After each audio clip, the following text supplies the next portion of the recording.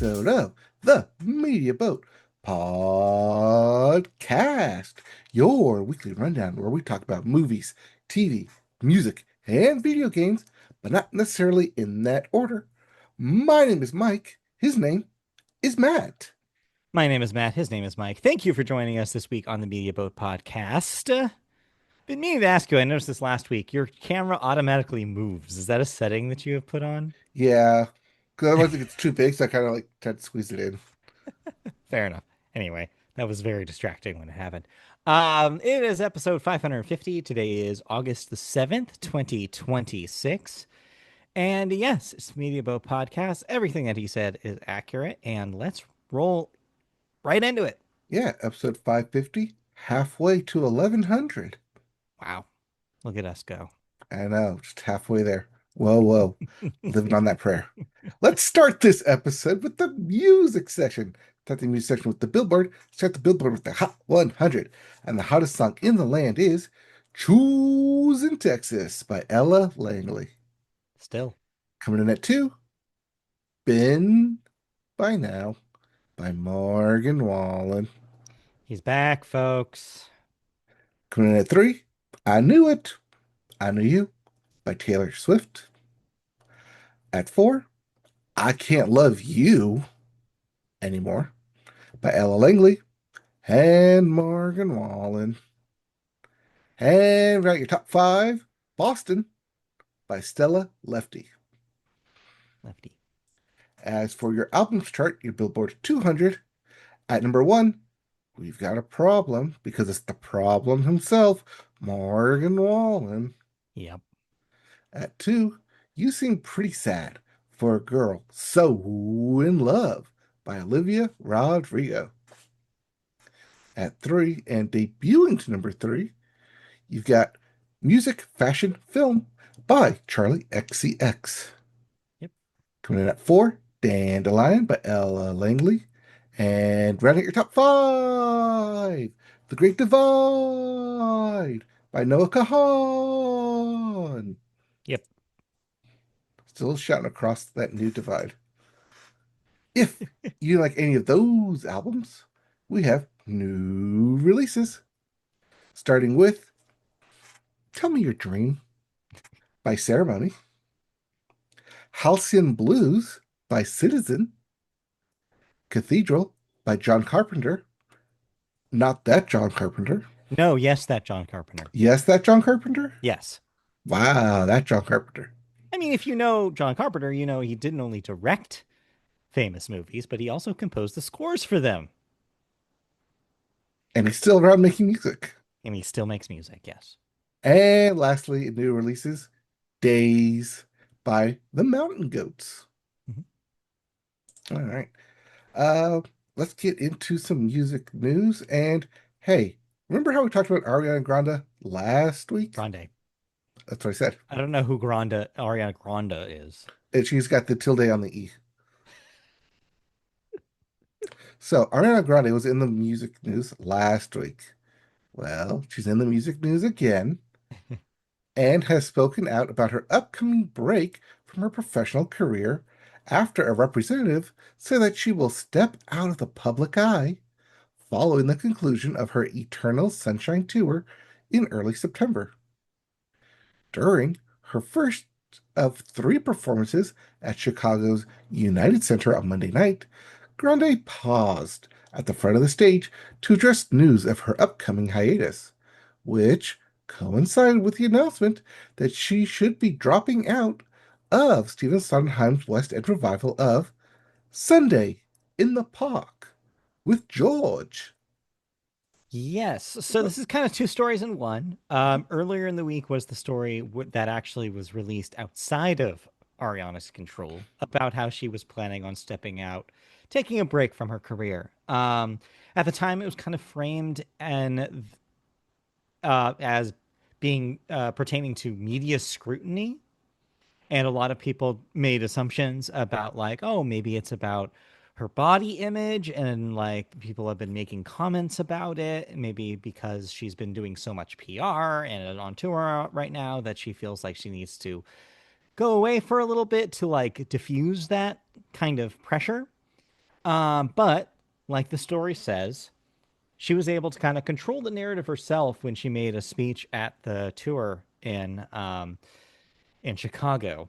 I didn't include the whole quote because it kind of went long, but she basically kind of reined in the assumptions that were being made, saying that she had actually planned this break the whole time, that after the tour she was going to take it, kind of no matter what, and that she wanted to clarify that the tour was not part of it. Like her fan interactions were actually a positive effect on her career, and it was not, as some of the media reported, a reaction to fan like pressure and or media pressure. Even she didn't mention that specifically.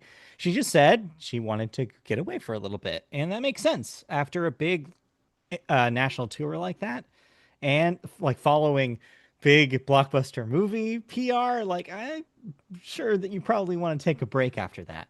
The question, though, is about her dropping out of the Broadway show, or sorry, not the Broadway, the West End show. Mhm. Different place. Um, it is weird because it doesn't necessarily correlate with how she's framing it, because it was something that she had planned on doing. But it's not super surprising, because maybe she just didn't anticipate how much work the tour was going to be. But overall, though, she made it a point to say that it's not the fans. She loves the fans. It's not the tour. The tour, she says, has been a bright spot. And yeah, I guess well wishes to her. And I hope that she recovers in the way that she wants and gets the rest that she needs. Yeah, because that's what you want to do after you have a long tour is you want to not put out a new album. You want to rest and take some Yeah. time off. Oh, wait, no, she did put out an album last week. Yeah, but that was already recorded. Like, it's different. Like, I mean, she's currently touring with that album. yeah, well, actually, the tour, to be fair, is the Eternal Sunshine tour. It's actually on the last record. Yes, It's but not that's why I actually. said with and not on. Yeah, yeah, but yeah, But yeah, little ironic that the Eternal Sunshine will be coming to an end and not be eternal. that's correct, isn't it? Yeah. But yeah, I mean, jokes aside, we hope Ariana gets the rest she deserves. Yep. I mean, I assume she will be doing media press tour this fall for the upcoming Fokker in-law movie, which she is starring in. But then after Oh, that, I mean, we'll see if she actually is out doing press with it. But if she isn't, we all know why now. wow. Yep. Yep. Exactly. All right. Did you listen to anything? No. After the couple of weeks in a row there of big releases, Mhm. this last week kind of slowed down, so I was able to do some other catch up. So no, nothing to report here. Did you listen to Pedal more? I still haven't returned to it. I do plan on giving it a like a proper headphones listen. I will probably have time to do that on Sunday. So yeah, it's part of my catch up. Okay, so when Pedal debuts at number three next week, you're to blame. Hey, not just me. Anyway. I mean, it might not just be you, but I'll blame you anyways. All right. Well, if nothing else, we can move on into video games, where we start with new releases, Mhm. including Agent 64, colon, Spies Never Die for the PC. Yes. As the name implies, this is kind of a an homage to Nintendo 64 shooters, notably GoldenEye and Perfect Dark. We also have The Elder Scrolls 4, colon, Oblivion, the remastered. Yes. If you owned it everywhere, you haven't owned it on the Switch too, until now. I'm going to stop you. You're probably thinking of Skyrim. This is Oblivion.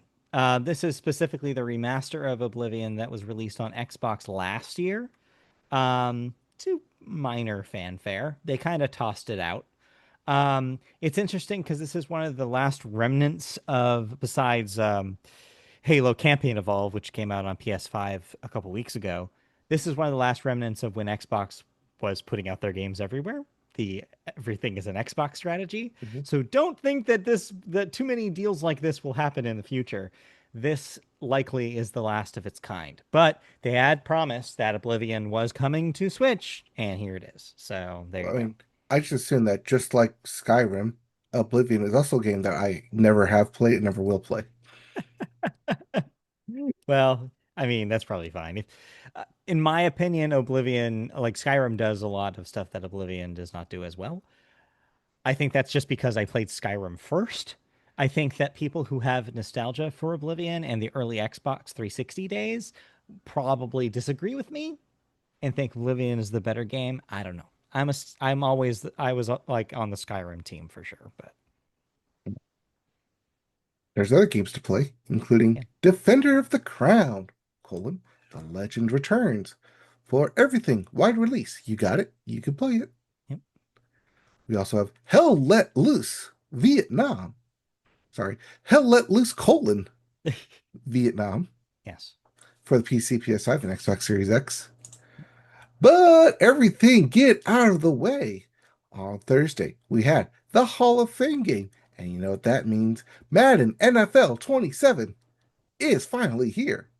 And Yes. it's good for the PC, PS5, Xbox Series X, and the Switch 2. Yep, new consoles, same day release. If you got it, you can play it. Yep. Get your video game football on. It is notable that this is the first. Is this the first Madden on Switch 2? Or did they Yes, put out 26 last year? I don't remember I don't believe they did. No.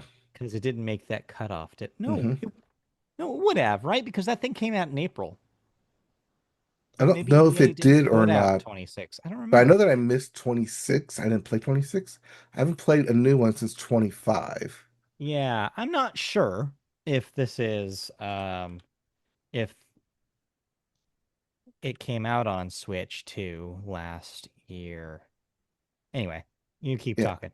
Anyways, this one features the player cover photo of Chicago Bears quarterback Caleb Williams, which means he is now Madden cursed for your upcoming fantasy drafts. Damn, got him. Which means that if you're planning on drafting any Chicago Bears players, specifically their wide receivers or tight end, you might be affected by the Madden curse by proxy. Damn. Sorry.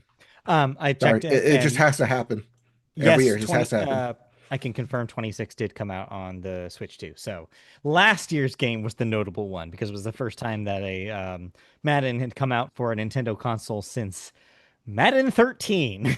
Whew. Hard to But yeah, get. so that was last year. All right. Well, let's speaking of Madden and its parent company, EA Sports, It's in specifically the game. Electronic Arts. Why, yes, it is in the game.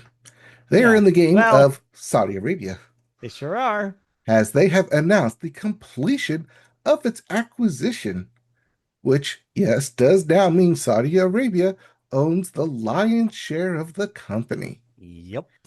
EA confirmed, back in September of 2025, that it was to be acquired by a group of private investors, including Saudi Arabia's Sovereign Wealth Fund, or the PIF,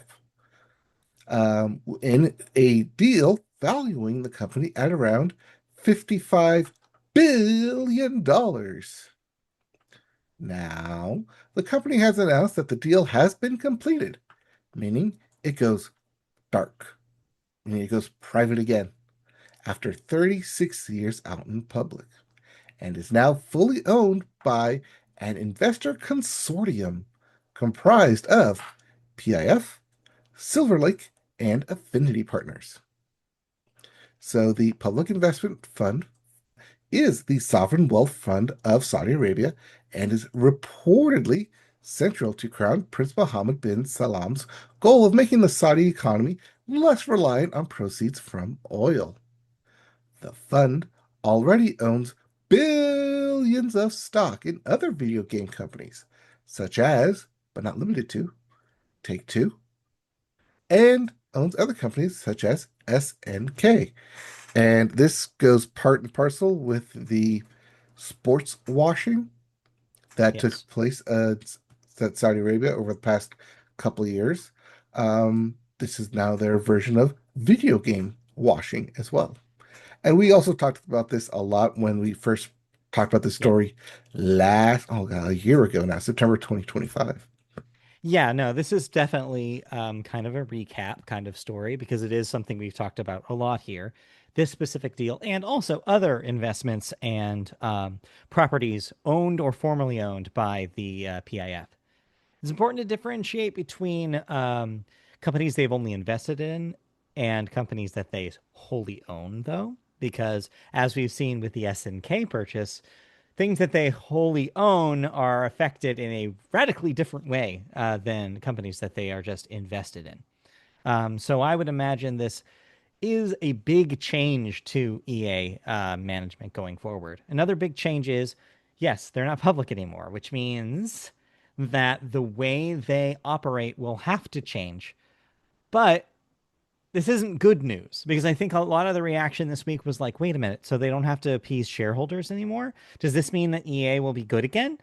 No, because they're straddled with so much debt that they need to pay it off.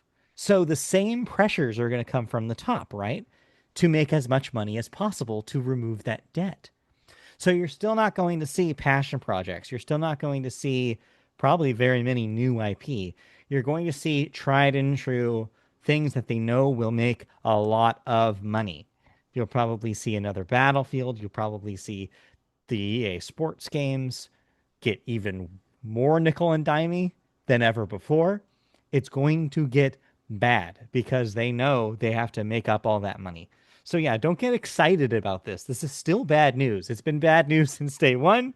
It remains bad news. But yeah, definitely strange after seeing that company go through so many different eras and so many different leaders and go. Can you believe that it was once like this boutique PC game publisher that literally called themselves Electronic Arts because they wanted to make like creative games and didn't want to be like predictable and like didn't want to be like part of like the industry in that same way. Now look at them. It's couldn't be even any more further from that mission statement. Yeah, it Trip used to be Hawkins this. has could be so upset. It used to be the small company out in California next to the Yeah, I know. It's Tribune crazy. Stadium. But yeah, now they're global economy, and you're right. Like you don't put in money and expect just to make art, No. especially since part of the fund funds the entire country. Is that Yeah. you want that investment back?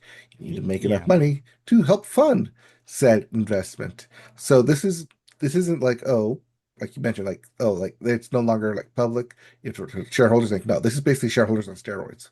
This is shareholders of the entire country. Yeah. This is shareholders at GDP level. Yeah. Also, I'm glad that you mentioned the sports stuff because this is actually more linked to the sports stuff than you think. Because I'm sure owning Madden and other such sports games makes it real easy for them to market them alongside of sports that they are also involved in. Hmm. On top of that, it also they also have links to esports organizations that EA was already involved in. And so that's another way that they can kind of use sports and competition to in their favor. So yeah, it's definitely may seem on its surface not related to the sports washing, but oh, it definitely is. It's all connected.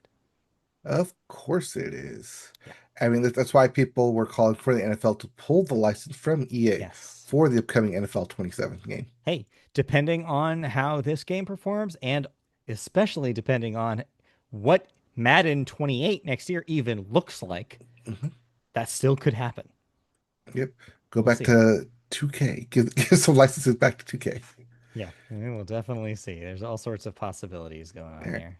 Yeah, this is why Disney will create its own internal company to match with it. Wait, no, Wait, never mind. They put enough money of their eggs in the basket of yeah. Epic Games. So expect Madden by Epic Games in a couple of years. Oh, geez, I don't want to think about that too far in the future. Let's not even bother. All right, no, no.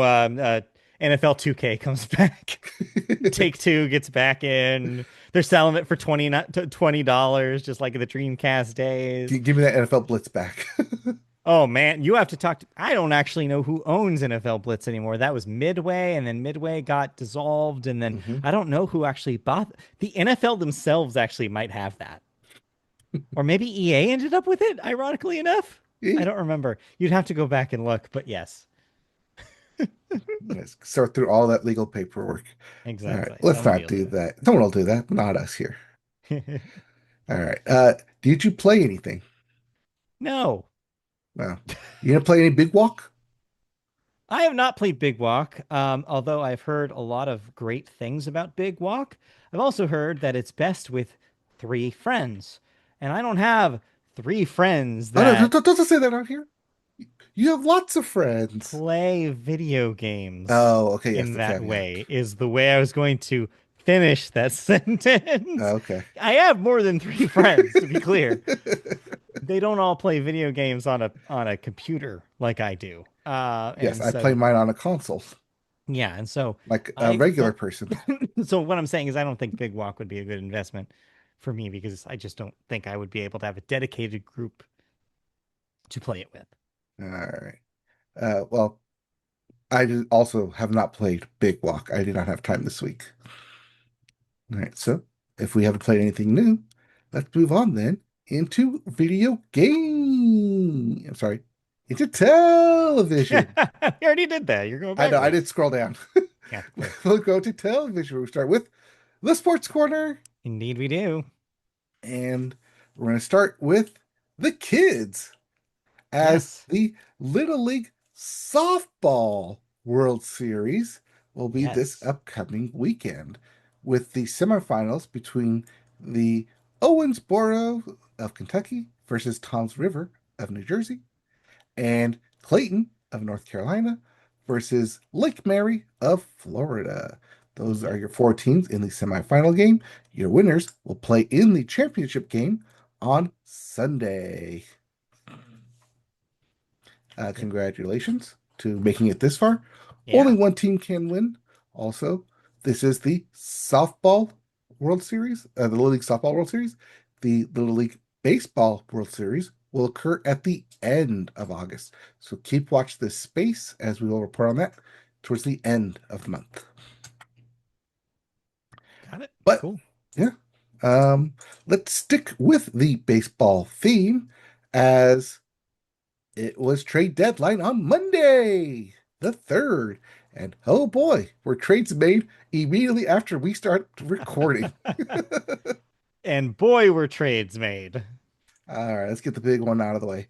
Tarek Skubal, Yes. literally an hour after we stopped recording, was Hmm. reported to going to the Dodgers. Yes, that was the big opening salvo of the weekend, and nothing really, I don't think, like met that kind of hype. I mean, besides maybe the Arise deal that we'll talk about later, but like, yeah, like I feel like Scooble was still the biggest shoe to drop, and it was the first one to drop. So kind of there wasn't that like, oh my God, what's the big moment thing like there is some that we were waiting for Monday, like some years. But no, that was definitely the big deal, and it definitely sparked another conversation about, do the Dodgers have an unfair advantage? Should there be a salary cap? And it just went around circles, just like it has been for the whole last year.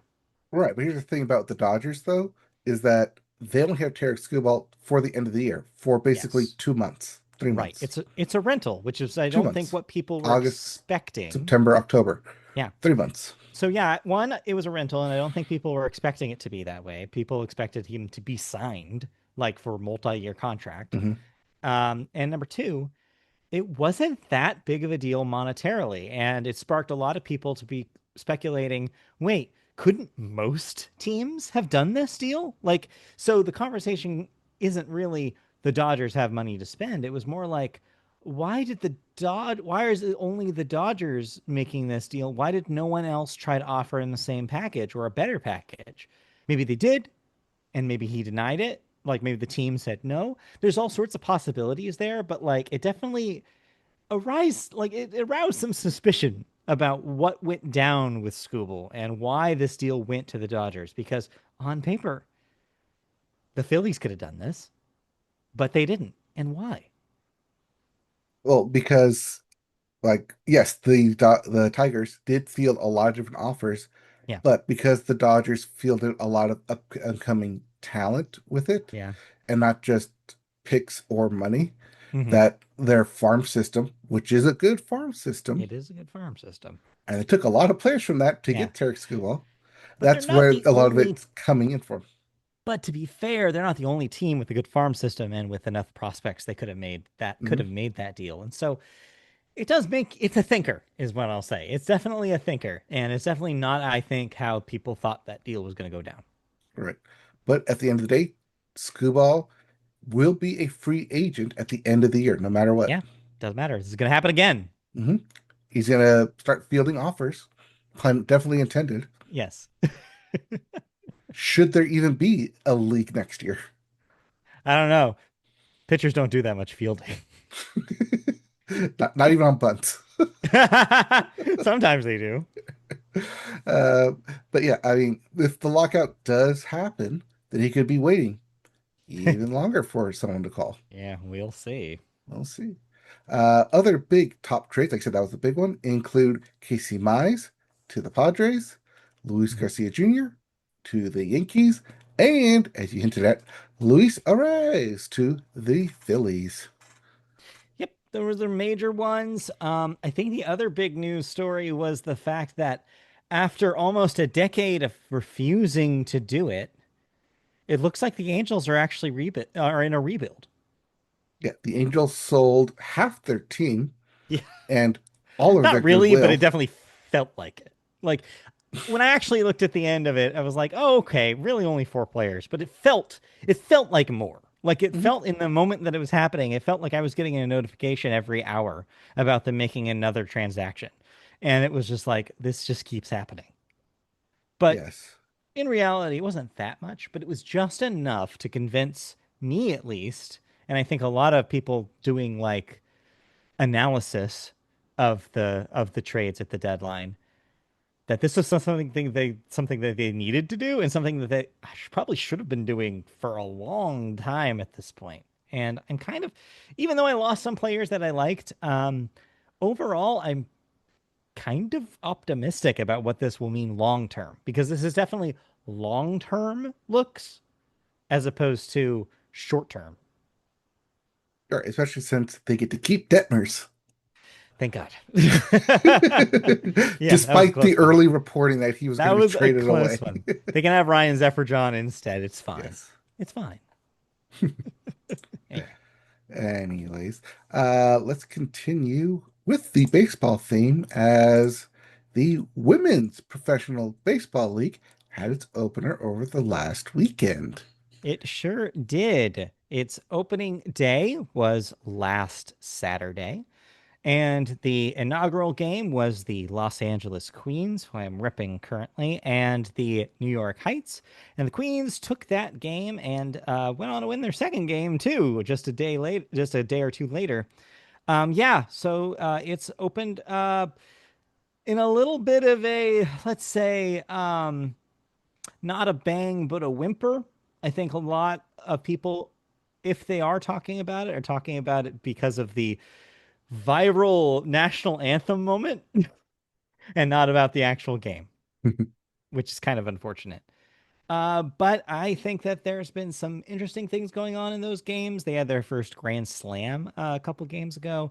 And right now, there's actually a game going right now where Los Angeles is beating San Francisco by 7-1. So it As they should continues always do. and will continue through, yeah, and will continue through the end of the month, wrapping up in September. Yep. And speaking of games and seasons that have wrapped up, the ASUSL Yes. wrapped up the previous weekend, but they're not done playing games No. as they will have themselves an All-Star Cup, which will begin this upcoming Saturday in Rosemont, Illinois. Now, this is different from an all-star game, in which case it's just one game. This is a cup. This is completely new, completely random, like scenario that we have going on here. So it's 45 players who'll be playing a 12 game series, but they won't always be on the same team as will feature a Yes. weekly redraft. Yeah. Because It's of the an weekly redraft, that means there will be an individual leaderboard for points. yeah. It's a cool idea. I'm excited to see this. And I like a lot of those players. And yeah, it'll be cool to see them unaffiliated with their teams and more playing individually for stats, which is cool. I do want Yeah. to append something on the end of this Mhm. with another announcement that the AUSL made that we haven't reported on here, which is that Athletes Unlimited as an organization, in case you don't know, did stuff besides softball originally. They had a basketball and a volleyball league nationally as well. They never made such an impact as the AUSL has. And so, as a result of that, the organization has decided to temporarily suspend their basketball and volleyball operations to help focus the organization on the AUSL due to its success. So, just a little interesting little tidbit about that organization. I guess, yeah, focus on what works, right? And what was Mhm. getting the most publicity and had like investment by the actual Major League Baseball and everything. So, like, why not? Like, if more eyeballs are on this project, make it your flagship product. And that seems to be what they're doing. But I do feel kind of bad for the people who are participating in those leagues, playing basketball or volleyball. They will have to find something else to do for the 2026-2027 season. But I'm Yep. sure they'll figure it out. But as we say here at the Media Bill podcast, It is it's a business. business. Yes. And that business will continue for the next 4 weeks with the All Star Cup as it will continue throughout the month of August and be ending on August 30th. Indeed. Because once we get into September, we get into football season. Now, some may say the season's already started. Those people would be the Panthers and the Cardinals because they played at the Hall of Fame game, where the Panthers narrowly beat the Cardinals 33 to 30 in the Hall of Fame game. Technically, yes, football did happen. Technically. Technically, because they weren't the starters out there. No. Uh, but yeah, football is here. Um, oh, that's the other thing that I watched that I will put down here for later. That does mean that Hard Knocks is back. And we'll talk about Hard Knocks a bit later. You love hard knocks. I do love me some Hard Knocks. You know, who else loves Hard Knocks? Running backs. You know what running backs love doing? Getting paid. And Jameer Gibbs on the Lions is now, as of this recording, the highest paid running back in the league with a $67.5 million per year contract for the next 3 years. This new record setting contract beats the previous record contract of Bijan Robinson on the Falcons, who is set to make $66.75 million for the next 3 years, which he signed on Monday. And then Jameer Kidd signed his 2 days later. So, Bijan, you held that record for 2 days. Hopefully, you can hold the ball even longer than that. Ooh, shots fired. Ooh. But yeah, as we get towards new football season, we get these new contracts to end some holdouts, and that's how you get the highest paid running back values, and they to kind of reset the market there. All right.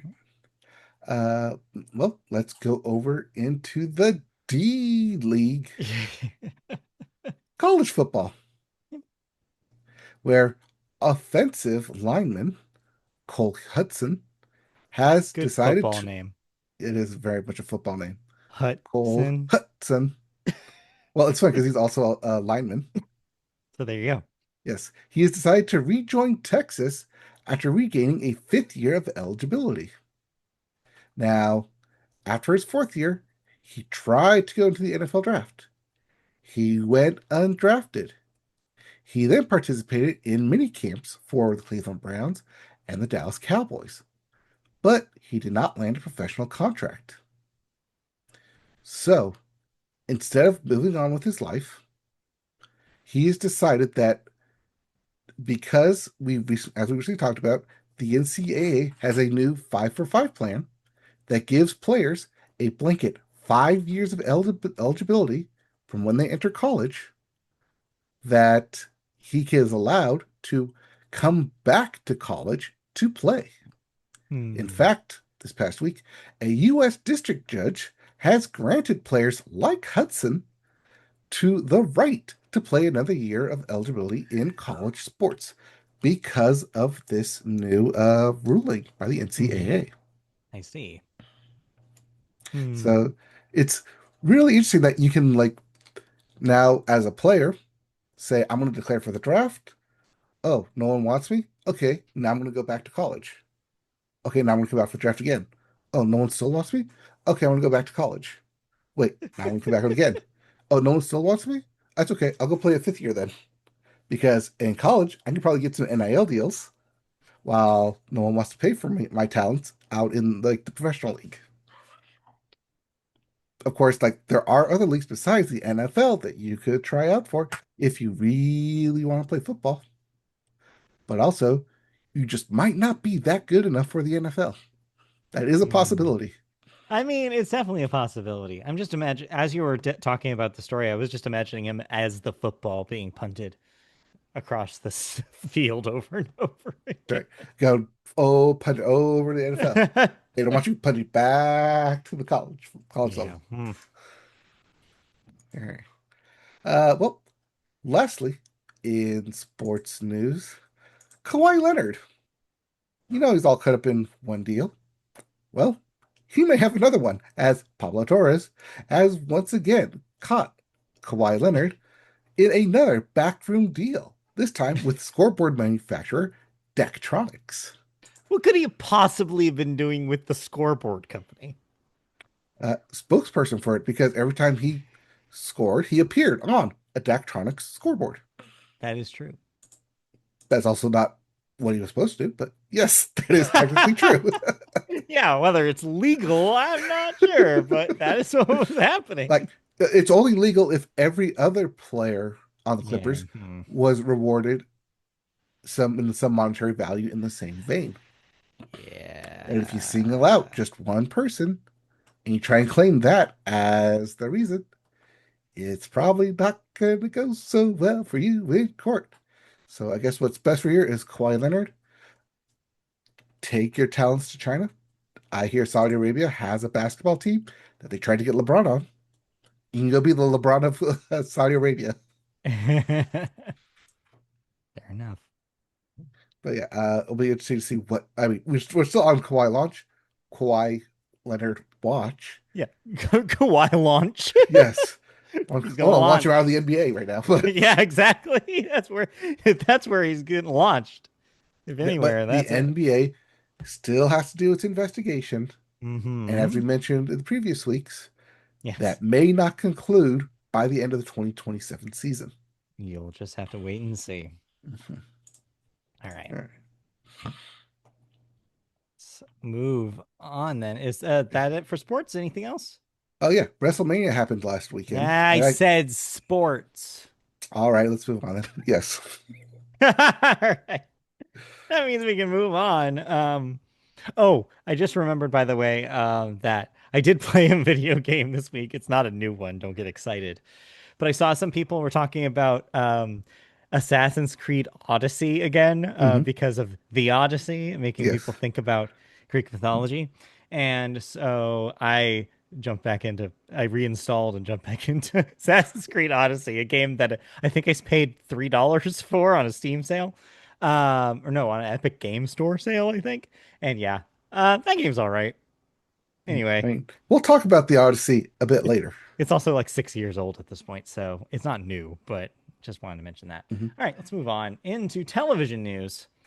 And this week, the TV news takes us to the world of FCC changing rules about who can own television stations. Now, I know this isn't really the sexiest of topics that we talk about. What are you talking about? It's the sexiest topic that we can talk about. Well, additional sports news and how it involves television Yeah. rights and media rights. Yeah, it's related for sure. Hmm. So, the FCC removed a key constraint on broadcasters' ability to consolidate stations, voting 2-1 to repeal an ownership cap put in place to try to limit power of any one media company. The current limit sits at no more than 39% of TV households that can be owned by a single company. But FCC Chairman Brendan Carr said that the move was long overdue given the dramatic changes to the competitive landscape, warning that inaction risked seeing local stations going the way of newspapers. I have my doubts about that, Mr. Carr. He predicted that allowing broadcasters to increase scale will allow them to attract capital and boost advertising to produce news and other local programming. Hmm. Broadcasters have complained that they have been unable to scale up to compete with unregulated tech giants as they have siphoned off local television ad revenue. Anna Gomez, who sits on the FCC board, in a counterpoint, stated the large station groups positioned to grow even larger under this decision are not local broadcasters. They are national companies that own local stations and increasingly dictate what airs on them. If you're having deja vu, it is because we've talked a little bit about this subject that Anna Gomez brings up at the end of the story. Remember Sinclair? That is a good example of a company that was starting to buy out multiple local stations and air their own programming on them. If they suddenly have uncapped freedom, or at least further uncapped freedom, to own even more stations, they could spread that programming to even a higher percentage of stations in the nation. And suddenly, if all your local news looks the same, then what's the point of local news? Yeah, use the local ability of it. Yeah, The big proponent for this, and the one putting all the dollars into it, uh, Nexstar Gen or Gen Nexstar. not surprised because they also own a lot of local stations and will probably use this ruling to own more. Yep.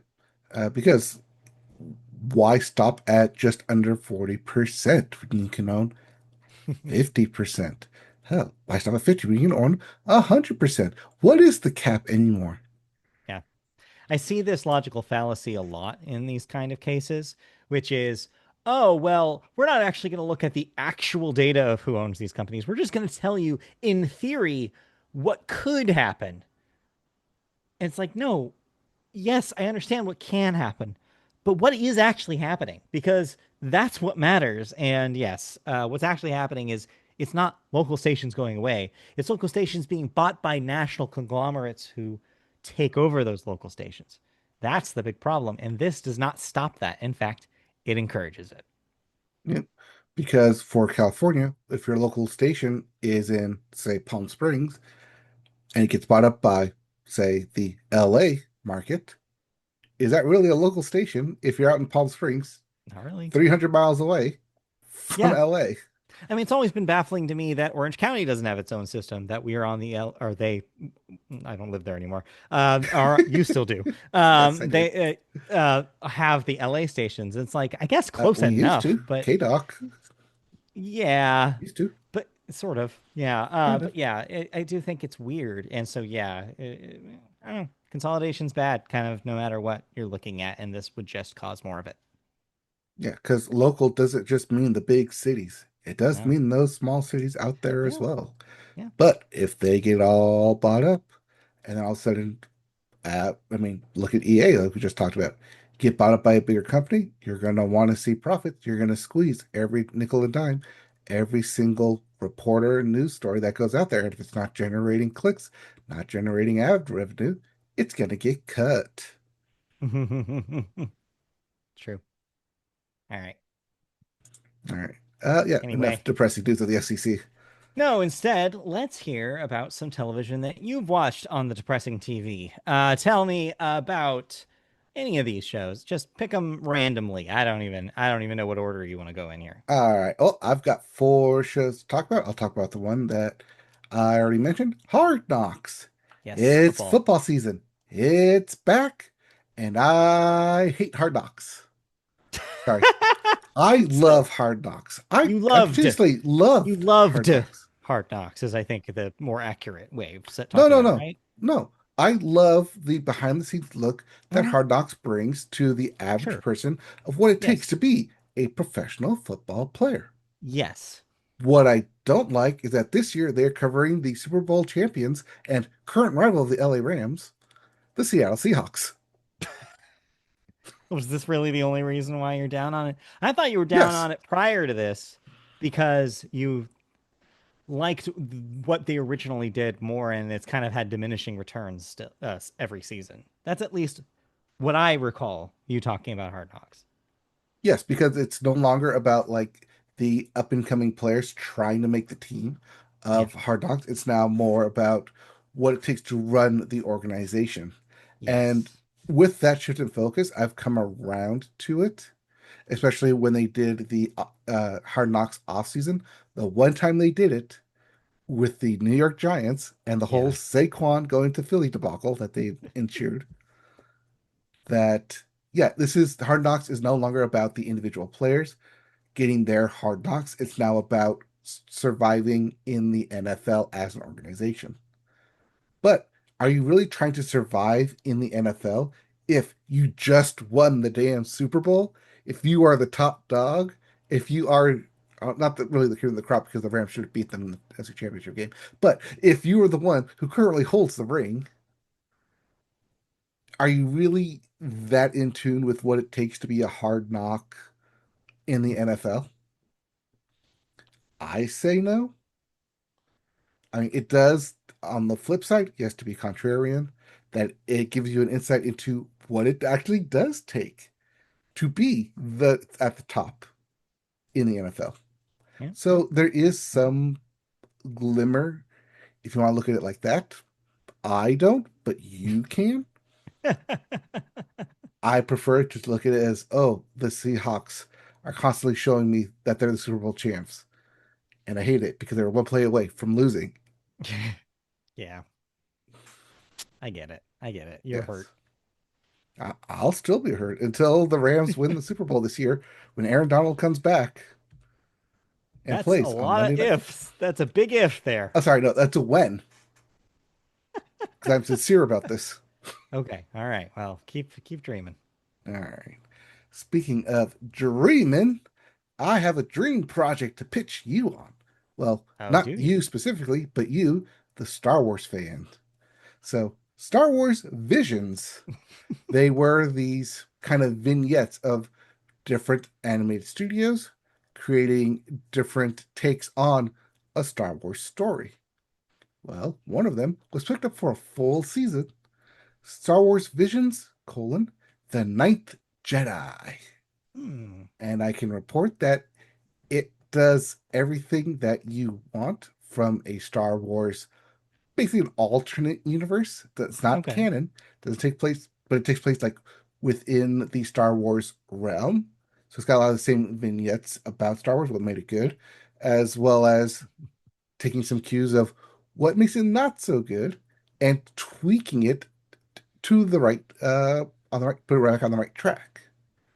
Especially this specifically version of the Ninth Jedi deals with the kyber crystals that go within lightsabers, the creation of them, as well as their main function. So it adds a lot of that Star Wars lore that already Sure. exists, but brings it more to the forefront and a lot easier to understand to the commonplace to make it more Hmm. common knowledge. Interesting. Okay. But the animation is great, combines a lot of 2D and 3D elements. The writing is fantastic, and it is a really, really good show just on its own. Like, despite it being just a Star Wars show, Hmm. that it takes a lot of those Star Wars motifs and brings out like what makes you a fan of Star Wars. I have very Cool. positive things to say about this, but if you're not a Star Wars fan, and you're not into the very like hard anime art style, This is it not may going to be sell turned you. off for you. Yeah, it's not Yeah. gonna be for you. Yeah. So mileage may vary, but if you do give it a chance, you will be entertained by it. Cool. Well, that's good news because apparently, I don't know if you know this, a lot of people like Star Wars. So I'm sure that this will I'm sure find the its audience. billions of people out there will throw their money at Star Wars. Yeah, it turns out. And seeing as like a lot of people like had mixed reaction of the latest Star Wars, the Mandalorian Grogu movie, this one may bring you back to it. At least like give you hope, a new hope that there are people out there who can make really good Star Wars passion projects. It's true. It's true. I mean, that was kind of the whole idea behind Star Wars Visions, anyways, which is giving these animate studios the ability and the resources to create their own unique spin on Star Wars. Hmm. Because Star Wars is not just the Skywalkers, and we know this, and they've proven this. So let's do that. More of that, please. Yeah. All right. Um, I'll be real brief with this next one. Futurama. It's back on Hulu. If you like Futurama, it's here. But I really hate what they did to Leela. They've done her dirty. They've Oh basically no. written her out of the show and basically be kind of arm candy love interest. I don't Oh know what they no. did with this season specifically, but with these first two episodes, she does not act like the kicking butt like leader of the crew that she normally is. She's more arm candy to fry, and I Hmm. do not like it. No, I that sounds caught it. bad. That sounds like It a bad looks thing. bad. Yeah. It sounds bad. It looks bad, and it's like they didn't know what to do with Katie Seagal's character anymore. That she's Yeah. just like there, gives a couple lines, but mostly is being sidelined. Hmm. We That's kind of really had this disappointing. fear, especially in the previous season, when John DiMaggio may or may not come back as Bender, but then like he was the last one to be added, and so we kind of figured, okay, maybe that means they'll give the character of Bender more screen time. That seems to be the case with this season, that they basically kind of punted it to the next season because they're already in mid writing, and we're seeing the fruits of that contract from last year or Hmm. last season when Futurama first appeared on Hulu. This is the second season on Hulu, Yeah. Fair enough. so it's Oy. definitely losing that edge, I guess so. That sucks. which it does suck. As a fan of Futurama, and I think somewhere back there I have the ship right there. There it is. Yeah, There's the ship, there you go. There you go. Futurama There ship. you go. You got it. Yep. As a fan of Futurama, yeah, I don't like to see that happen, especially to No. a one of the three main characters of the show. That you can definitely see that they're being sidelined. Yeah, that's unfortunate. Yeah.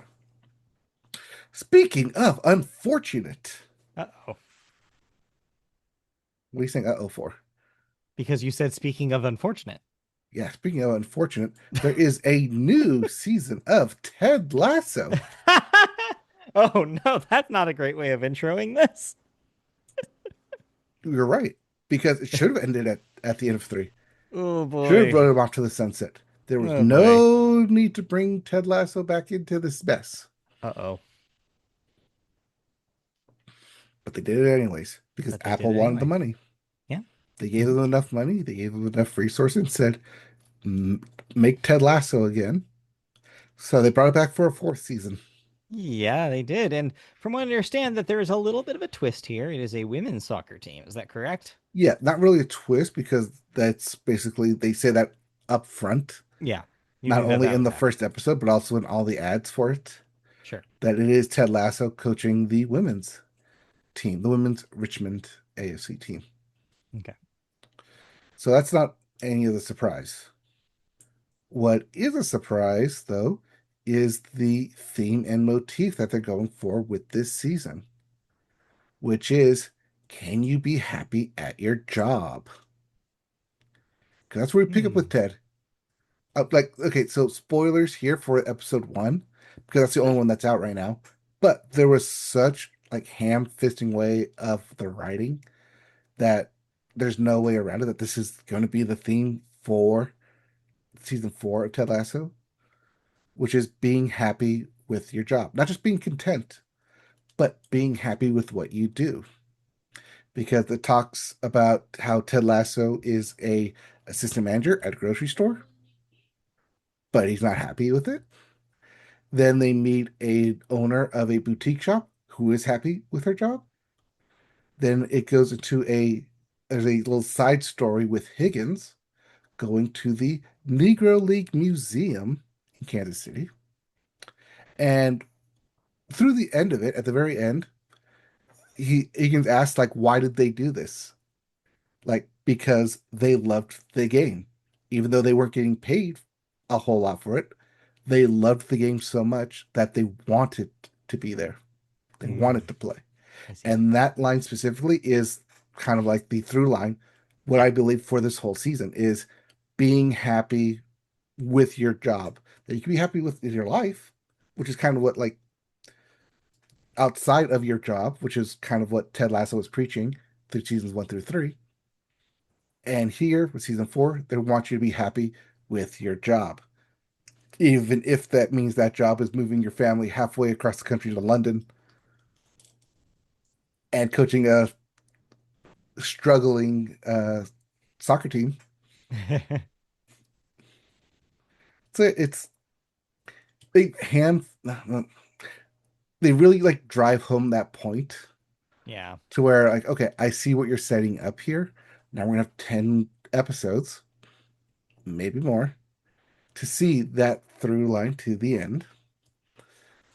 I don't know if I like necessarily for that thing. I understand like the point they're trying to make, but also it's kind of a tongue in cheek of all these people and the creators and the crew were happy when they worked on Ted Lasso. Mm, Then Ted Lasso ended. They all went away.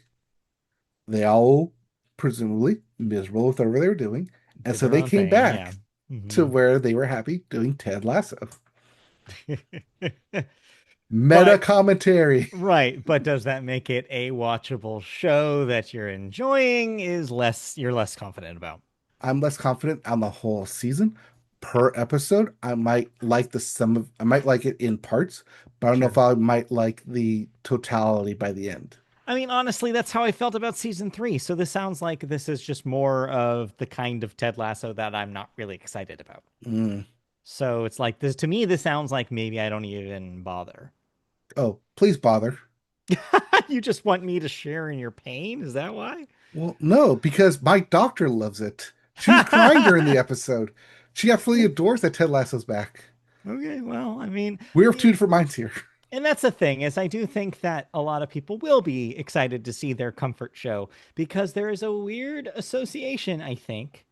And Ted Lasso is going to be looked back at in a unique way because of this. Hmm. It's a COVID thing. Like Yep. just someone on Blue Sky I saw compared it to sourdough starter. Is like just like the sourdough starter, everybody in 2020, 2021 had a moment with Ted Lasso. And I do think that because of that connection, there are some warm and fuzzies going on there psychologically. People do see it as the comfort show in Hmm. a way. And I do think there are going to be enough people, I think, that will watch this season just because they associate Ted Lasso with.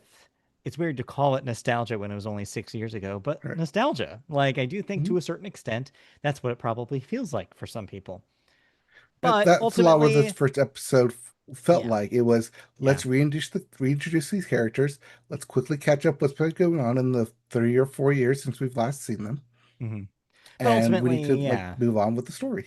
But the important thing to remember, though, is that it's a TV show. And if you are doing supposedly what we're supposed to be doing here and approaching it critically, it's unfortunate that it is not as good and it is not, meeting the high highs that the show has met in the past. I Now we just can't don't say think that that, officially because the whole season yeah, is not out yet. sure. But at least so far, from what Hmm. you've watched, it's just you can't go back home again in a lot of ways, Yeah, unfortunately. which is ironic because Ted Lasso is going Literally went back back home again. home to London. But what are you gonna do? Well, no, at the end of season 3, he literally went back home to Right. He Kansas, literally did, yes. and just when you think he's out, they pull him back in. That's how television works somehow. Anyway, Yeah, because you can't have a Ted Lasso show without Ted Lasso. You know, you he can, should but it have would be weird. stayed home, stayed in Kansas City, stayed like with his family, but they like they're along for the ride here. Yep, yep, yep. All right. Um, but yeah, like I said, I watched 4 shows. All right, you Right. sure did.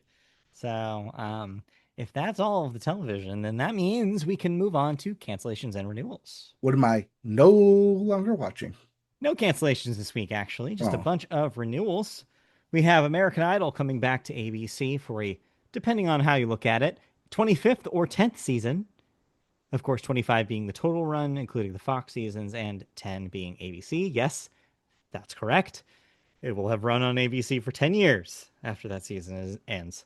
Police 24/7 will come back for a fourth season on the CW. And friend of the show, Christy, was baffled by this. Did you know the CW has Trivial Pursuit and Scrabble game shows? Well, if you didn't, now you do, and they're coming back for a third season. Their second seasons, both of those, will air this fall, but already Uh-huh. renewed for a third season. I see. Got good to know that. All right. Next up, The Artful Dodger will get a third season on Hulu, and that will be its last. Next up, The Five-Star Weekend, which is a show that Peacock keeps telling me about, but I honestly just glaze right past it while I'm moving down to Saturday Night Live, is getting a second season. And then we have one death to talk about this week. Vincent Pastore, aka Big Pussy on The Sopranos. You just were waiting for me to say Big Pussy on this podcast. Yep. Age 80 passed this week, of course, known for his role in The Sopranos, but also I guess he did a voice in Shark Tale because, paycheck. Mafioso. Also, Yeah, The Sopranos you was wanted big that when Shark Tale voice. came out. I get it to a certain extent. Like, oh, I want that voice to be in this movie. I get it. Yeah, But anyway, yes, that's this year, or that's the yeah. deal with. If you did not recognize either the Big Pussy name or Vincent Pastore, the name, you definitely recognize the face. Yes, you would. All right. Let's move on then out of television and into the final section of the show, which is the movies section. And then we always start with weekend box office numbers. And wow, wow, wow, wow, wow. Do people like Spider Man? Like, people don't just like Spider Man, they love Spider Man. And I underestimated just how much people love Spider Man. Not only was Spider Man Brand New Day your number one movie this week, it made more money in its first weekend than what, like anything in like since how long? According to Box Office Mojo, on the year for 2026, as of today, Spider-Man Brand New Day domestically has made more money than anything else that's come out. And it has only been a week, But it goes further than both that domestically even. and globally. And we'll But talk about it. it goes further than that even, right? Where it's like not only this year. But yes, you're right. Maybe I'm giving away your story and that's why Mhm. you're not saying it. But yes, we'll get to that. But yes, so I was wrong. I don't need to really tell you that, you already know. When I said, it probably won't do more than $120 million, man, I was vastly underestimating it because, yes, you easily get that point this week. So, congratulations. It made three times that Three much. times that amount, easily. $360 million is the total. Number two, The Odyssey, still here, only $51 million because of theater cannibalization of Spider Man. So that's at 395 domestic. Yes, you heard that right. That means Spider-Man after one weekend is within $30 million almost of the entire domestic total of the Odyssey. Oh, and it passed that since Easily, yeah, Sunday. since then it has passed it. Number three, Toy Story 5, $6.7 million. That, however, has 462, so it's not quite there. But Disney having already a banner year, thanks to their summer blockbusters here. Number four, Minions and Monsters, 6 million. 168 domestic, not as much of a surefire hit, I'm sure, as much as Illumination wanted it to be. Number five, rounding out your top five, Moana is still here. $5.6 million, 115. So, yeah, Disney must be really happy about Spider Man's performance because in a single weekend, it made up for the bomb that was Moana. I mean, yes, do they have to give some of that money to Sony? Yes, they do. But that's beside the point. Way down at number eight, then, is I Want Your Sex, which is a movie that also came out this weekend. 634 million. Oh, wow, no, that's wrong. $634,000 to be specific. There you go. Yep. Those are your numbers. All right, so that was Moving on to this this weekend. weekend. Don't worry. If you didn't want to go to the movie theater, you can skip it because you're either seeing Spider-Man again, The Odyssey again, or Super Troopers 3, which is a film that is somehow getting a theatrical release this week. Yeah, no. No, thank you. I'm good.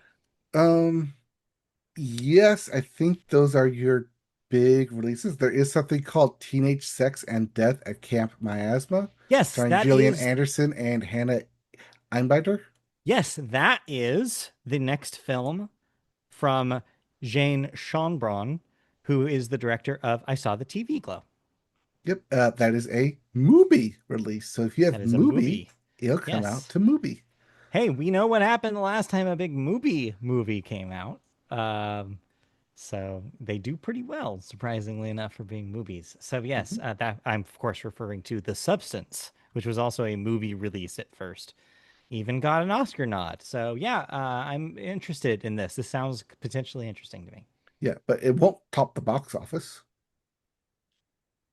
Super Sorry, I just Troopers got a 3. random $100 from PayPal, and I'm gonna try to figure out why just now.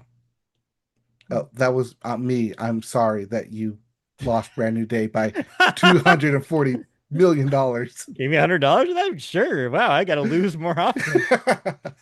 You can get a paycheck every time. And it's probably some sort of like I bet it's some sort of class action lawsuit paying out or something. Yes. Usually what those are. Anyways, all right. So let's move on. Well, I guess we can't move on until we decide what we're doing about box office this week. Yep. It's Spider-Man again. We don't need to Yes. tell you that. Do we Do just you, leave this? I say, do you want to leave this as is, $120 million Spider-Man? I think we just leave it. Okay, you want to roll it over. Yeah, let's just roll this completely over. I don't want to change a thing. I want to leave this negative. I want to leave the under. So if you're okay with leaving that over, I'm okay with it being over. okay. All right, Do let's leave now, it. do you want to put it to 150? No, No, you want to leave it at 120? no. Let it ride. I'm Okay. just like letting this bet ride. All right, let it ride. All right. All right. All right. Well, let's Well, talk okay. about Spider-Man's BO. I mean, Yep. I mean, Spider-Man's box office success. No, no, Like, you had to write the BO. That's why I I wrote mean, it he's got BO. to be stinky. All that swinging and beating people Yes, up. he is Oh God. filthy rich. Both can be true. Yes, as I hinted, there were some records broken by Mr. Peter Parker this past weekend because Spider-Man Brand New Day, against all odds and out of my prediction radar completely, has become the official biggest debut in box office history. This, of course, tops the prior benchmark set by a different bunch of Marvel superheroes with Avengers Endgame at $357 billion. Dollars. Note, this is not adjusted for inflation. No, really, that's what, 2017 numbers? Or when did that Endgame is come out? 2018. No, and 2018 Endgame is numbers? 2019. 20, Infinity Jesus, War is 2018. 2019 numbers. So Yes, it's really pre-COVID not It's that long pre-COVID ago. numbers. Not that long ago, but still, I guess. You say Long it's not that enough. long ago. Yeah. It was pre-COVID. It was 7 years ago. But yes, that means Spider Man Brand New Day and Avengers Endgame are historic as the only two movies in history to cross $300 million in a single weekend. Third and fourth place are also their respective previous films, with 2021's Spider Man No Way Home with 260 million and 2018's Avengers Infinity War with 257.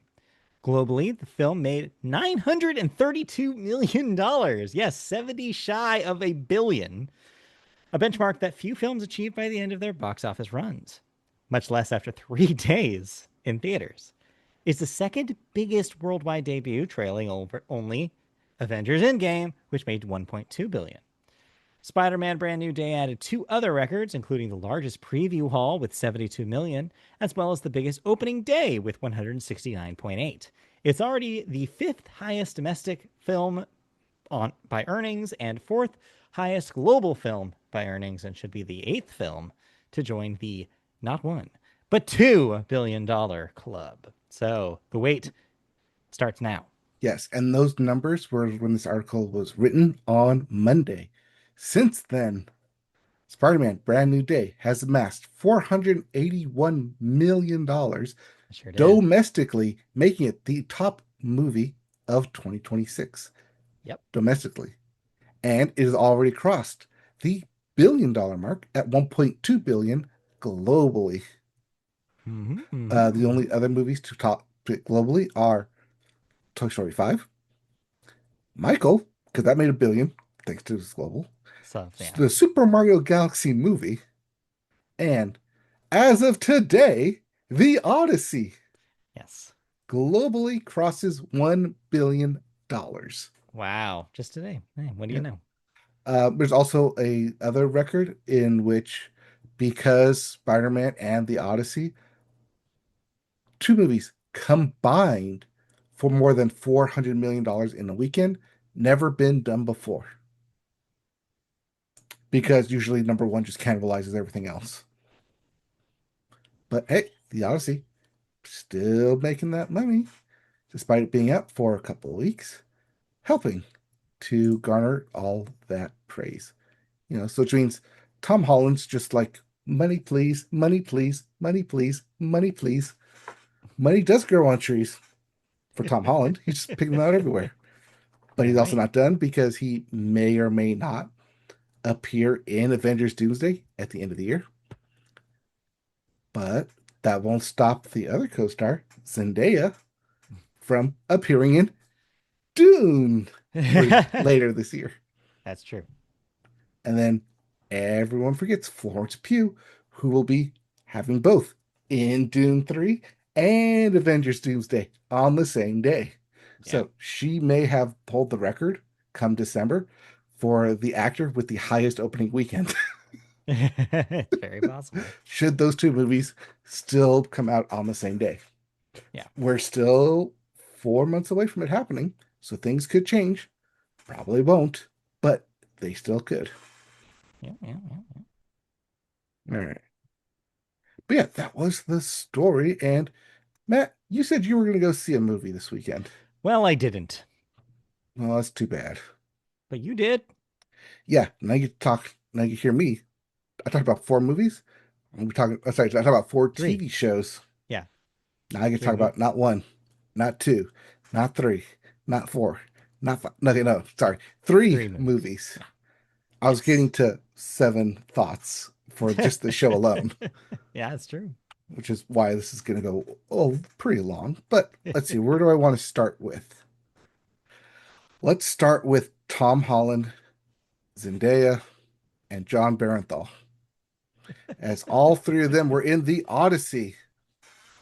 That's right. You thought I was going Spider-Man. I switched it up and went Nolan first Yeah. because I cannot wait to tell you about the Odyssey.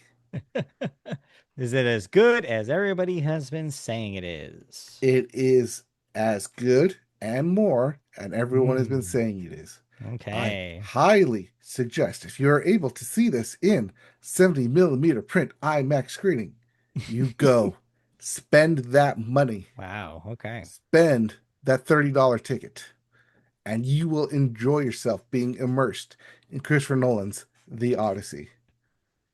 It is cinematic. It is beautiful to look at. It combines both practical set locations as well as like studio lot, like confined spaces. It's intimate. It's beautiful.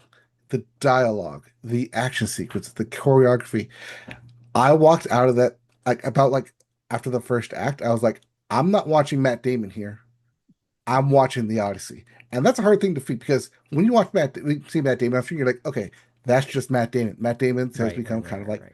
Matt That's Matt Damon. Damon. Yeah. It's like, oh yeah, that's just Matt Damon. He's buying a zoo. He's being Jason Bourne. He's doing whatever. Like, oh, like he's just Buying that randomly zoo. appearing in this movie. He's being Matt Damon. Not in the Odyssey. You fully believe that he is Odysseus.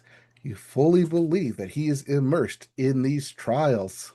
You fully commit because Matt Damon fully commits, and everyone in this film fully commits because Christopher Nolan pulls that talent out of the actors. He makes this film fully immersed that you want, like, even if like you can't basically know the story. Surely most of you out there have read this probably in high school. I believe it was required reading at some point in your life. I would like to believe that education system of the United States. Mm-hmm.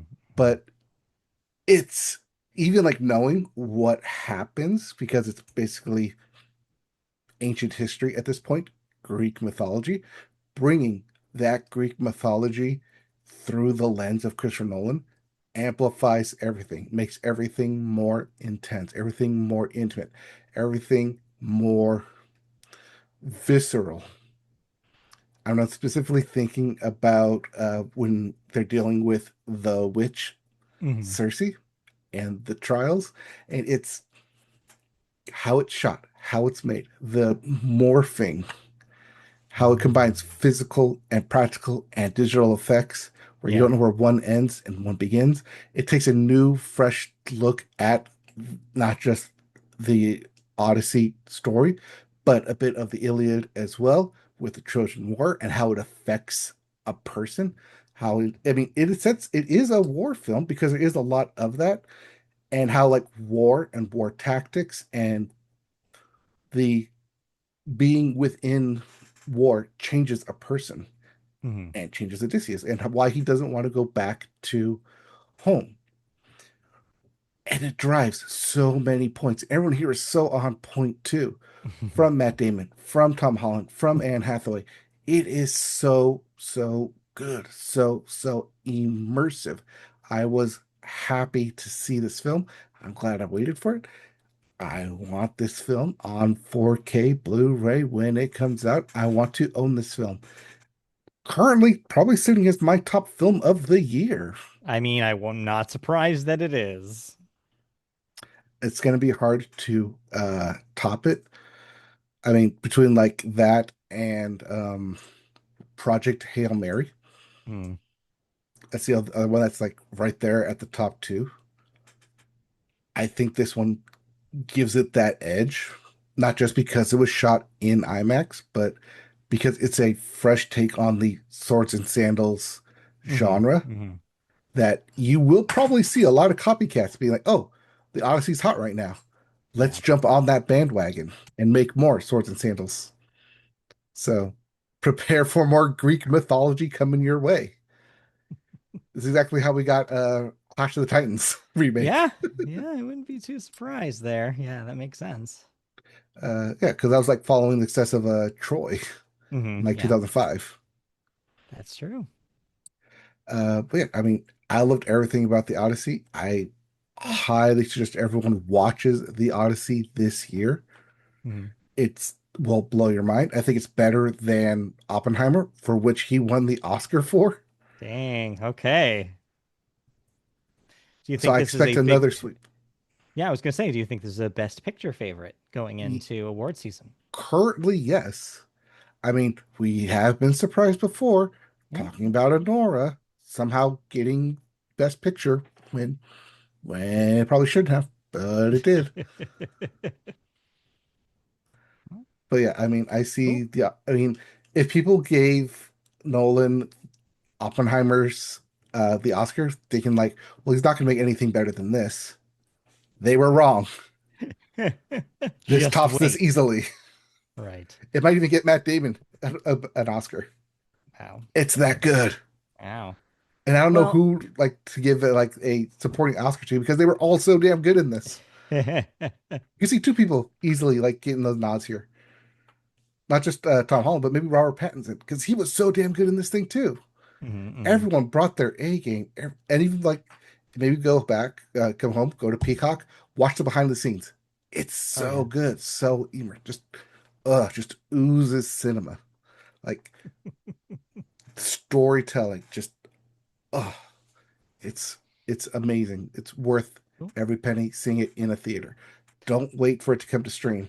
Go watch it in a movie. Go watch it on the biggest screen you Okay. can. Go watch it in Okay. IMAX. Jeez. All right. Well, go watch it. No, Well, yeah, you I did knew it, so now I have to go sell you on it. you don't have to sell me on it. I was going to see it. We just had other things come up. But yes, no, I understand. I'm not surprised that you loved it as much as you did. It is basically if you if I asked you 10 years ago what movie would you want to see, you'd probably say Christopher Nolan doing something with Greek mythology, and they made it. Yes. He made it for you. Hmm. This is you in movie form. Yes, So this yeah, is me I'm not specifically. surprised. Yeah, this is for you. So I'm not Yes. surprised at all that you love it. Yeah. I will see it, and I will tell you all about how I feel about it when I see it. Now let's talk about movies that aren't the Odyssey. All right. Let's talk about a movie starring Tom Holland, Zendaya, and John Barenthal. All right, give it to me. What we got? Spider-Man, brand new Spider-Man. day. All If right, so you is the didn't see it, you were not part of the billion-dollar club. By no. that, I mean giving your money to Spider-Man so he could have $1 billion. Yes, exactly. But Because it you seems did. like everyone and their mom like went out and see it. So I almost didn't see this. Okay, When they announced tickets, I went to look for tickets, sure. as I normally do. All sold out everywhere, which is why I knew it was going to be a big hit.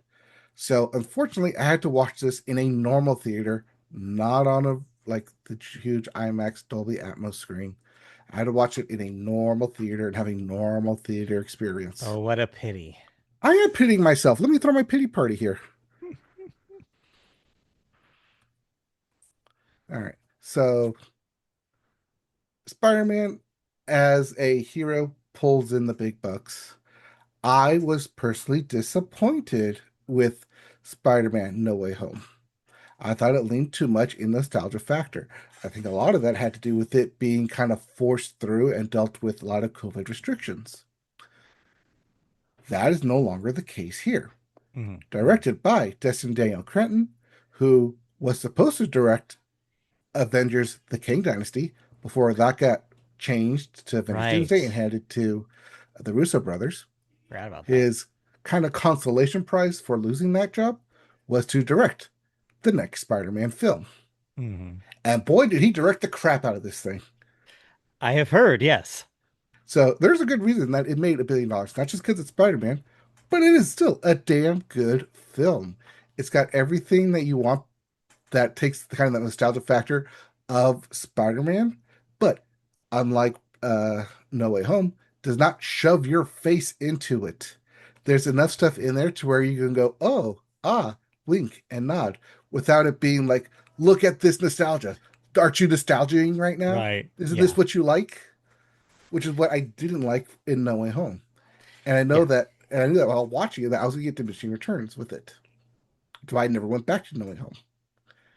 It's a brand new day. I can see myself returning to. It's fun. It's light, but it's also heavy in terms of themes, in terms of being alone, in terms of being isolated, in terms of what comes next for Spider-Man now that he can fully be Spider-Man 100% of the time. Hmm. And dealing with the case of identity where you have to keep your identity a secret because of who can be out there to hurt you. Even if you don't have any family, there's still people out there who want to hurt you, who could hunt you. And with that mentality for Spider-Man, it's also the same mentality for our antagonist. I won't say who Hmm. the antagonist is Sure. because it's a spoiler, and I assume most people have watched the movie, but I'm not going to spoil it here. I'll probably talk about it at the end of the year, where this will might end up in one of my top 5 films. There you go. Right now, it's hanging on to number 3, but it probably will drop to 5 by the end of it. I say that because Doomsday and Doom 3 will probably jump it, which will be a very interesting conversation when we get there. And what's going to be on the board between those two and the Odyssey. Yeah. But that's a December problem. We're not in December yet. We're in summer. And Yes. Spider-Man Brand New Day is a really, really good summer film. Yeah. There's some kind of flaws with it, especially dealing with surveillance and technology, but a lot of it gets glossed over. Hmm. And in terms of just like what does it mean, especially if people are always on social media, always posting their locations. Uh, but it's like it's focused on and then quickly swept under the rug because we don't want you to think about it because the next thing's happening. Right. But they don't want you to think about this next beat a little too much because we got to move on to the next thing. And it just moves really, really fast for a film that they cram so much into it that by the time you get to the end, you feel like you've gone on a full action ride for it, Yeah. which also kind of helps drive ticket sales because it makes you want to watch it again. Like, oh, what did I miss? Did I Yeah. miss anything? Like, it happens so fast. Everything is so smooth. It's so clean that it doesn't feel its time limit. Same thing with the Odyssey. It doesn't feel like an almost 3 hour film. Brandon, it doesn't feel like a 2.5 hour film. That's It good. it runs quick, it runs fast. It doesn't linger too much because we're already on to the next thing. And each step that it builds on feels like a proper sequential order. That it's not like making a big leap like No Way Home did. Like, oh, we need to somehow get like all of Spider-Man into a room, so we're gonna make this big leap of making them do that. Here, Yeah. you see the logical steps of the characters that they introduced before, and then bringing them back. Characters they thought was a cameo, we're bringing it back. Characters that like you saw once, but they're memorable, and we brought it back. It's a really, really great writing process, a really, really great directing process. So Hmm. kind of sad that Destiny Cren isn't going to give us Kang Dynasty, Yeah. but at least he gave us Brand New Day. Yeah. And it sounds like it's exactly what people wanted right now. Like Hmm. the numbers prove it, but even beyond that, the reviews prove it too. Like it's getting pretty well reviewed. And I think that a lot of it is that back to basics approach that you're mentioning it. Not a whole lot of nostalgia bait and not a whole lot of, oh, you need to know all this context from the rest of the Marvel movies. No, it's like, let's just do a Spider Man movie and Hmm. let's just make it about Spider Man doing Spider Man things. And turns out that's what people want. Like, clearly, hopefully, this will be a good lesson for Disney to learn. That the simpler, like, your superhero movie is about like delivering upon the premise of a superhero to superhero stuff, the more people are going to be excited about it and want to see it and tell their friends to see it too. And I think that that's what's happened here. A good example of this is in Spider-Man No Way Home. Within the first 10 minutes, you meet Matt Murdock as Right. Peter's lawyer, Yeah. and he catches the brick. Great scene, memorable scene. But you don't need to But do you that. don't, well, Yeah. yeah, you don't need to do that because he is not seen anywhere else in this film later on. Right. If he was brought back, that scene would have more importance. That would seem to make more sense. Sure. But because Matt Murdock's character, even as Daredevil, is never brought back, either Matt Murdock or Daredevil are never brought back in the story, it feels like that cameo is just there and gone and poof, and it's like the child's like, oh, that person, I know that person, and you never see them again. Right. They fixed that issue, at least for me, with Brand New Day, where you're like, oh, I know that character, but then you bring them back, and they actually have importance to the story later, Yeah. and it's not just a throwaway cameo. This does bring in that because we had the Home trilogy for Tom Holland, that this may be the start of a Day trilogy Hmm. Hmm. because people really want the storyline One More Day from the Spider-Man comic books. And they thought I that's what they were getting here with see. Brand New Day, and But not eventually we'll quite. get to One More Day. Right. I want to posit a different theory. I see. Okay. Go This is not on. a Brand New Day series, but rather a brand new cycle series. As we'll go from Spider-Man Brand New Day, post Avengers, Spider-Man Brand New Night, where we get the symbiote suit, get the black on black going. Maybe so. And then you cap it off with Brand New Dawn. Okay. That's how you end it. That's how you end Your it. day, Well, your there you night, and your go. dawn. They should just hire you. Apparently, you know what they're you Please, know what they need. I'm looking. Can't argue me, Harry. Yeah. Yeah. Right. Yeah. Yeah. Actually, we should probably say that if you have a job for Mike. No. Anyways. But yeah. Okay. Good to know. I'm glad it's good. I'm glad that we have some good movies, especially after the disappointment that was Supergirl. It's good to hear about a good superhero movie. Right. People talk about superhero fatigue. Like, oh, are we done Yeah. with it? Like, no. We just want good, Well, good well-written ones. movies. Like I said, just focus on what makes the superhero good, not this extra baggage. And Mhm. that's what makes a good superhero movie. And this is what they did here. Baggage. I mean, I could talk about some baggage. Would you Okay, talk like about some a baggage. Chanel? Would you Yeah, like a Prada? I was Would gonna you like a say devil in that Prada? some luxury baggage, you could say. Luxury. Yeah, some Luxury. luxury. Luxury. Fine dining and luxury. Yes. Tell me about the luxury. All right, let me tell you about The Devil Wears Prada. Surprise, it's Meryl Streep. Well, Now, I let me already knew tell that. you about The Devil Wears Prada 2. Two. Yes. Surprise, it's Meryl Streep again. but it's also Okay. Anne Hathaway and Stanley Which Tucci and his Tucci sure gang. is. Yes, the whole Tucci gang rolled up for this sequel to this movie. Yes. So I know a couple of weeks ago we talked about catching up with Devil Wears Prada, where we Yes, both hadn't really watched it until recently. that's true. And I remember us saying that, like, wow, nothing really happens in that film. You said that. I actually enjoyed it a lot more than I think you did, and yeah, I liked it. Okay. Well, if you like the Devil Wears Prada, Uh-huh. they reskinned this and are repackaging it and reselling it to you as the Devil Wears Prada 2. Oh no. Because a lot of what happens in here doesn't really matter. The stakes are really low. I mean, Okay.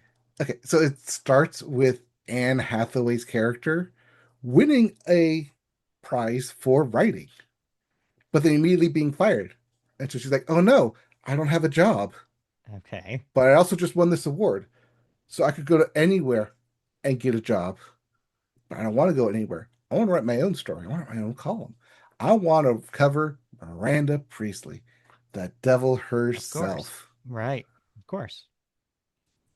And so that's what she does. And it's just following her, slowly writing a tell-all book without specifically saying I'm writing a tell-all book.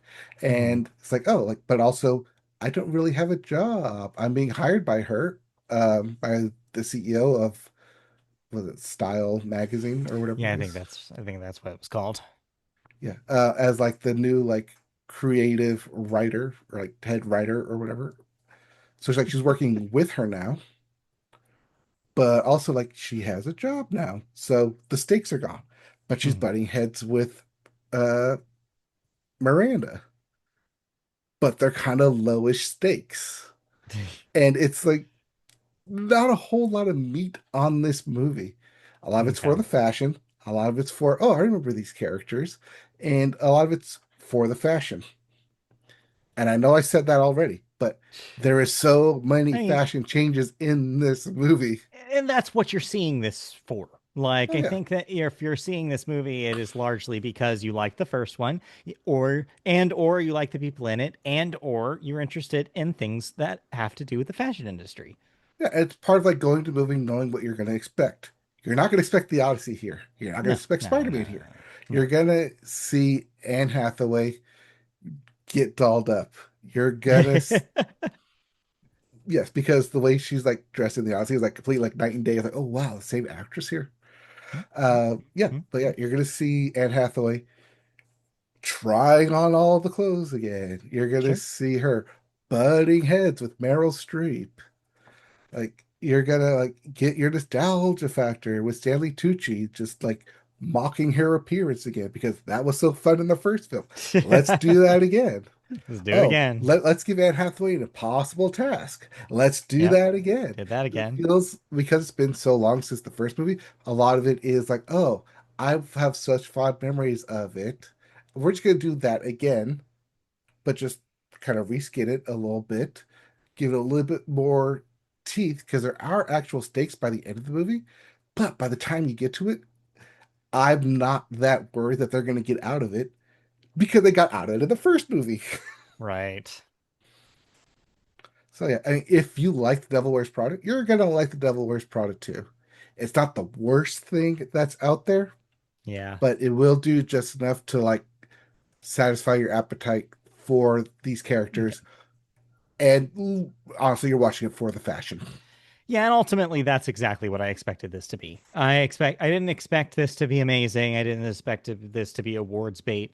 I didn't even expect it to be as good as the first one. I mean, I expected it to be, hey, remember this thing? We're gonna kind of do it again, but fast forward to modern time. And that sounds like more or less what you're getting. And you know what? That's fine, especially for something to stream on like a weekend where you have nothing better to do. It tries to like have some teeth to it where it talks about fast fashion, where it Hmm. talks about Hmm. name and brands, where it talks about print journalism dying, but it never fully commits to either one of those. It wants to Sure. bring it up to remind you of it, but then Yeah. also we're not going to worry too much about it because we're going to hand wave a solution right in front of you for it. Yeah. We Makes just want you sense. to know that these problems do exist in the real world, but here in movie land, we can just solve it on the next page. Right. But yeah, 3 movies, 4 shows, 7 thoughts, and an hour and a half later.